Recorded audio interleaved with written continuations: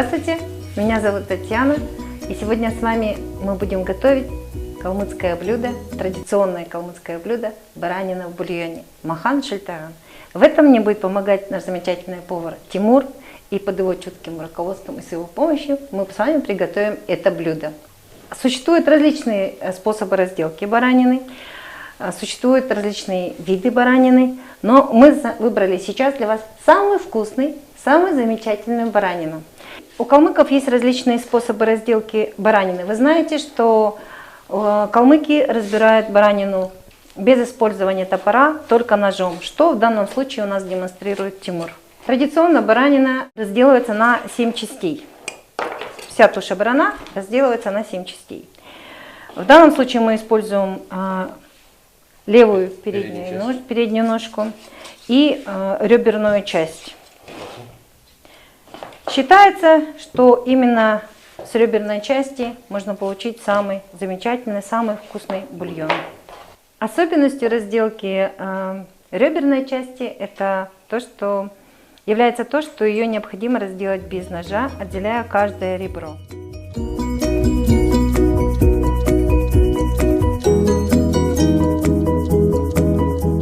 Особенным местом в реберной части являются нижние 3 ребра. Почему к ним приковано такое внимание? Это маленький отросток, богоньхаусен так называемый, и 3 нижних ребра. Дело в том, что на различных мероприятиях календарного значения, это на цагансар, үрсар, зул, и на семейных мероприятиях, это в первую очередь свадьба, этим ребрам придается большое значение, потому что они являются непременным частью подношения первинок дейджи, которые обязательно калмыки выставляют возле алтаря. Ну, сейчас мы с Тимуром будем разделывать непосредственно ножку. Обычно ножка разделывается тоже, как и вся туша баранины, без использования топора, только ножом. Раздел происходит по сочленениям. Почему такое значение придается именно разделке? Потому что калмыки, как и все монголоязычные народы, верят в то, что в каждой части бараньей туши сокрыта определенная субстанция. Калмыки верят в то, что если использовать шагачимгын, это бедровую кость, то в ней сокрыта сила, которая дарует чадородие. Поэтому в традиционной калмыцкой свадьбе именно шагачимгын используется для того, чтобы совершить сам обряд бракосочетания молодых. В данном случае при готовке бульона с мясом мы уделяем внимание целостности кости, опять-таки опираясь на поверье и верование калмыков, связанные с тем, что целостность всех костей дает возможность животному возродиться. Это связано с представлениями о умирающем и воскресающем звере. Это связано еще с обрядами жертвоприношения, которые очень важны в культуре калмыков, выполняют важную роль с древности, и они дошли до наших дней, и этому придается огромное значение. Поэтому кости мы не рубим, а мы разделываем. Вы видели, что Тимур разобрал все, и только используя нож, он разобрал все по сочленениям. Каждая часть бараньей туши имеет свое большое значение. В данном случае вы видите лопаточную кость. Лопатка уже сваренная, очищенная от мяса лопатка, она использовалась для гадания. Вы знаете, слышали, может быть, гадание на бараньей лопатке. То есть по ней можно узнать прогноз погоды на ближайшее время, либо какие-то обстоятельства, которые могут случиться в ближайшее время. Не на большой промежуток, но на короткое. С этим связана еще легенда, почему по бараньей лопатке можно узнавать такую информацию, потому что существует легенда о том, что священные письмена были разбросаны по степи, и овцы, которые паслись, они съели эти письмена.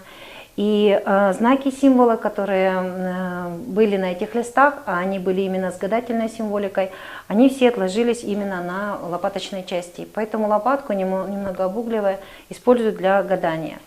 Также мясо именно с лопаточной части, вы видите, здесь очень много, достаточно мяса, это, учитывая то, что она имеет такое сакральное и важное значение, поедалась только стариками. Поэтому лопатку, именно лопатку используют тоже также для подношения дэчи, подношения первинкам. Это у нас части шага чимгын, отделяя альчики, шага, их используют для игр детей. Калмыки верят, что именно альчики, это, как и дети, это то связующее звено между различными поколениями. Поэтому, учитывая то, что у нас был кочевой быт, то, что не было так много игрушек, играли что было под рукой, в данном случае какие-то производные скотоводческого хозяйства, но с тем же это связано очень плотно с поверьем о том, что именно альчики, сила, та, которая была в животном, она передается детям во время игры. Многие хранятся дома альчики, которые обмотаны разноцветными нитями, которые связаны с символикой лекце, это родовыми цветами. И таким образом сила, как бы саккумулированная именно в вот этих частях, она передается через детей, как маленьким представителям рода, из поколения в поколение. И нижняя часть, она варится целиком. В традиционной культуре, в старину у калмыков, про девушку, которая состояла сватовство, говорили кельчиксын кюкун, или та девушка, о которой договорились, которая засватана. Или также про нее говорили шагата кюкун, то есть та девушка, которая владеет альчиком. Это означает, что за нее привезли выкуп в виде мяса, было доставлено, в том числе вот баранины. Ну а теперь, после того, как наше мясо разделано, мы с Тимуром отправимся на кухню и будем готовить для вас махан шультаган, мясо в бульоне.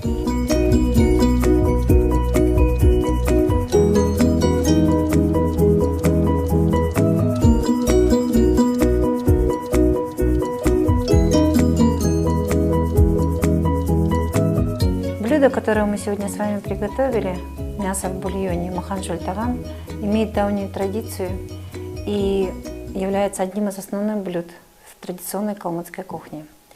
Конечно же, история его идет с очень древних времен. Калмыки, как и предки, занимались и занимаются скотоводством, поэтому используют в своем хозяйстве все производные от сельского хозяйства. Баранина, которая традиционно так любят калмыки, очень вкусна. И невозможно не представить себе ни одной семьи, которая не обходится без приготовления этого замечательного блюда. Способы приготовления мяса в шалюне, махан шультаган, заметно отличается от того, что приготовлялось в традиционной кухне.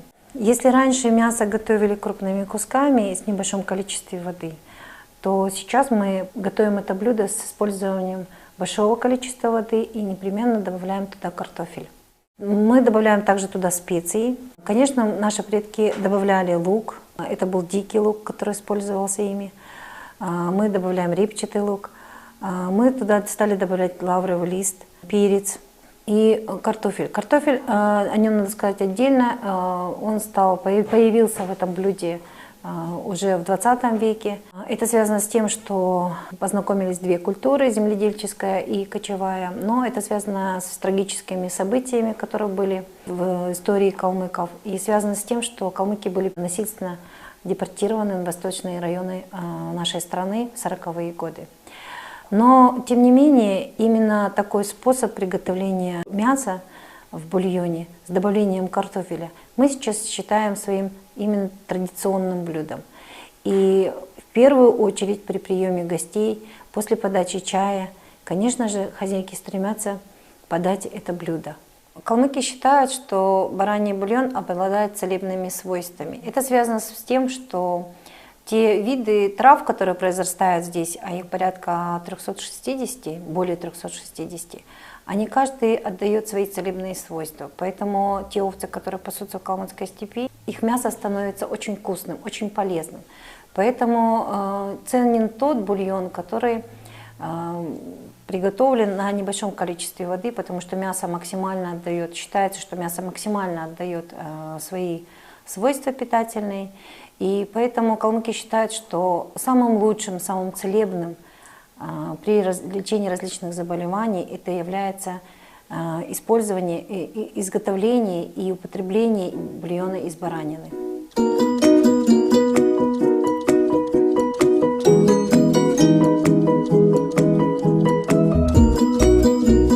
Ну что ж, дорогие друзья, вот наше блюдо готово. И даже эта кастрюля, в которой она сейчас у нас находится, это для нас привычная посуда.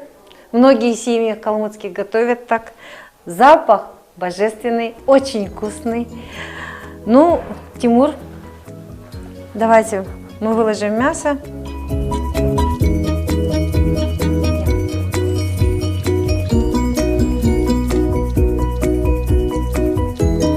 Лопатка, как вы видите, целая, мясо на ней проварено, не отделяется от кости. Таким способом приготовленную баранину можно употреблять не только с картофелем, мы приготовили так, как привычно, как сейчас принято, с большими клубнями картофеля отварного. Традиционно калмыки еще употребляют отварную баранину вместе с кусочками лапши, сиксердек, которая называется. Но вот в данном случае мы готовим вам две разновидности этого блюда. Каждый кусочек от приготовленного блюда, прежде чем мы будем с вами пробовать, конечно же, мы отделим вечи.